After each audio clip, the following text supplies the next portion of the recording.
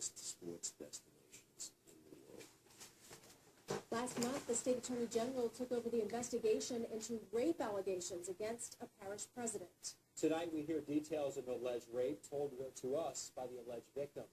Here's an exclusive interview with Sharon Peralta, who has accused her husband, St. Bernard Parish President David Peralta, of rape. We warn you, some of the interview and images in the story are graphic. I was basically a prisoner. He was the warden, and I was a prisoner in his own. On October 27th of last year, a Sunday, Sharon Peralta says her husband turned violent.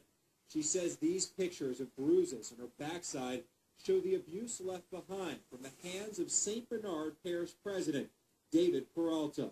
I was upstairs in the room doing my own thing, and he came upstairs and busted through the door and forced my clothes off of me. And I was telling him, I wasn't into it. And he just kept taking them off and forcing me, and he pushed me out of that room into the room across the hallway. And when he got me over there, he handcuffed me, and he tied me from a rope that was hanging from the ceiling, which I'd never seen before. He'd never done that before. Here are pictures from the room. Ropes, a swing. It's where Peralta says her husband sexually assaulted her, forcing her to perform oral sex. I wasn't cooperating, and he got angry and left. Well, I thought he was finished. He had unhandcuffed me. Peralta says she left this room, then tried to walk across the hall to the bedroom. Before I could close the door, he came from behind me and pushed me across the bed and forced himself on me. He was hitting me with his hand over and over and over, and I asked him to stop. Peralta said that hitting left this mark. He told me to shut up and that maybe I didn't want it, but he was going to take it, and he forced himself inside of me. He had finished and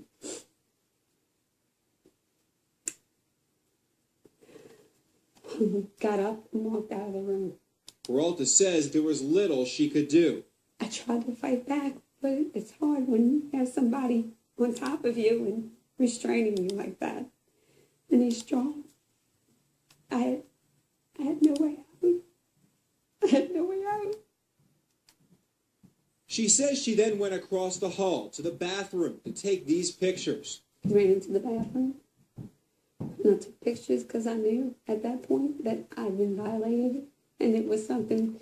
His face was like a monster. He was angry. He was angry. I'd never seen this face on him before. Something snapped. Every picture taken on a cell phone has metadata, information stamped behind the scenes. As soon as you snap the picture, one thing it reveals, the date and time. Peralta's pictures she sent to Fox 8 News matched the time period and date of the alleged abuse and rape. The pictures were all stamped around 11:45 in the morning on Sunday, October 27th. Snapshots of my backside, so I could have proof of how he had hurt me and how hard he had hit me, where he left a handprint on me, and pictures of the room where he had tied me up and the things that he had in there that he had wanted me to use on myself. And then after that, I hurried up and left the house. Peralta says she left the house and went to the St. Bernard Sheriff's Office. St. Bernard Sheriff Jimmy Pullman told us he wanted state police to handle the complaint to avoid any question of whether it would be an objective investigation. Peralta drove to the interim LSU hospital, where doctors performed a rape kit. Here's a copy of the medical report she gave to Fox 8 News. It says Peralta had a cervical strain or sprained neck and a reddened area on her neck. The doctor wrote about signs of injury around the vagina, noting vaginal trauma and a vaginal tear. The report also documented reddened skin areas to both buttock cheeks. The medical report shows Peralta told doctors the same story she told us. The doctor wrote, patient is consistent in reporting history. Peralta told the doctor her husband brought her forcefully into a room against her will, where he handcuffed her and forced oral sex. And then she said he laid her prone on the bed and penetrated her. State police started to investigate, and according to Sharon Peralta, went to the Peralta home that night. She says state police told her the parish president would be arrested. State police went to the home. They didn't arrest him. The next day, Peralta says she heard from an attorney. He told me that Dave was sorry for what he'd done, and he wanted me to come over to his office and talk to him, and that it'd be a really good idea. And I told him, I said he raped and he beat me. And he said, well, come on anyway. She complied. At the office, Sharon Peralta says David told her to sign this affidavit to drop the charges. The affidavit Sharon signed says she did not wish to see David Peralta prosecuted for any offenses arising from the incident which occurred at our home on October 27, 2013. Sharon Peralta told us the rape did happen, but her husband's threats pushed her to drop the charges. If I didn't change my statement, say that I was crazy, and go to a mental hospital and commit myself, and say that I made up the entire story, that he would destroy me, he would take my job, he would take my pension, and ruin me. Sharon Peralta says she and her husband went to state police together. She signed the affidavit to drop the charges. David Peralta has not been charged. He declined our request for an on-camera interview, but released this statement, writing, "Unfortunately, St. Bernard Parish government's policy prohibits me from discussing any matters that are currently in litigation. Also, this is a personal matter as well, and I would ask that you respect my privacy for the present time." In November, Peralta did address the allegations to Fox 8's Shelley Brown. I think it was a big misunderstanding, and just things kind of got out of hand a little bit. It was a personal matter between my wife and I. During that interview, President Peralta said the differences had been settled. You know, everyone in their lives has domestic issues between their spouses. But, you know, we were open. I cooperated. Sharon cooperated. Sharon Peralta works as a paralegal for the parish. In early December, Sharon Peralta said her husband ordered her to take a forced leave of absence. He's the parish president, and that's his building. And he can do whatever excuse my language, whatever he wants in the building. And that he didn't have to have a reason to fire me. I was an at-will employee. And he could fire me at any time. But I was going to do as he said. So she left, and for the past few weeks has taken family and medical leave. I'm on FMLA for post-traumatic stress disorder because of the rape. Peralta says the marital problem started in September of last year, and since then she and her husband had been living in separate rooms until she moved out following the alleged rape. She left him for good on December 12th.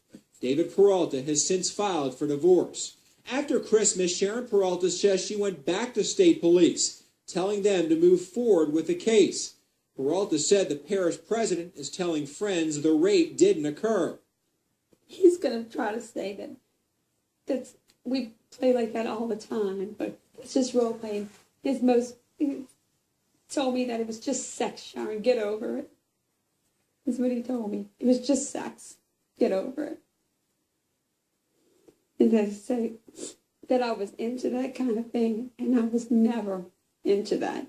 Peralta also gave us these text messages she says are between her and her husband from October 27th, the day of the alleged rape. The dates and time on her phone are from that day. According to her phone, these texts took place an hour after the alleged rape. She texted David Peralta a picture of her bruise and wrote, "You hit me so hard you left a handprint. You raped me." A text message labeled from David Peralta shows this response, "Where are you going?"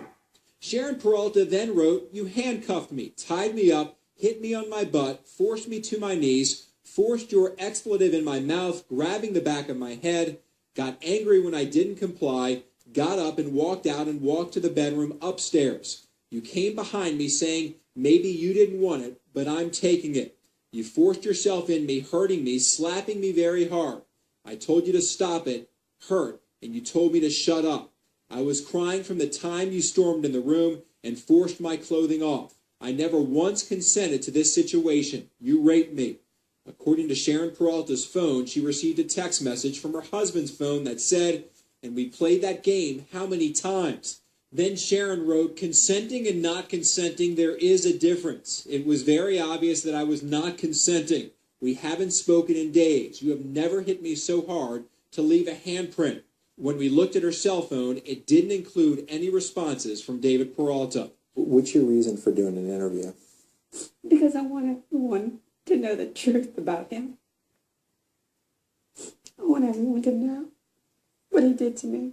More than 3 months after the alleged rape, she says she's frustrated. Nothing's happened to her husband, a man she says gave her this bruise and has her living in hiding away from St. Bernard Parish, a parish run by a man she's accusing of rape and abuse. He is acting like he's all-powerful and can do whatever he wants. And as far as I'm concerned, he's doing exactly what he wants. Dave Peralta doesn't have to answer anybody. He doesn't have to answer anybody. That's what he believes. He's the parish president. He's above the law. He's above the law. Sharon Peralta's medical report also says she took medication for depression and anxiety. Peralta told us she hadn't taken the medication 2 or 3 months prior to the alleged rape and abuse, but did take a pill after the alleged incident. Last week, we sent David Peralta a detailed list of everything being alleged against him in this story, including copies of the text messages and a picture of the bruise. He missed 2 deadlines to provide us with an interview or statement, but did send us something just before 5 o'clock today. Peralta's attorney wrote, "It is unfortunate that Sharon Schaefer Peralta has chosen to continue to disseminate to the media untrue allegations concerning her husband, Mr. David Peralta. Ms. Peralta alleges that an incident between herself and her husband, David Peralta, occurred on October 27, 2013. On that date, the Louisiana State Police investigated the alleged incident and no charges were brought against Mr. Peralta.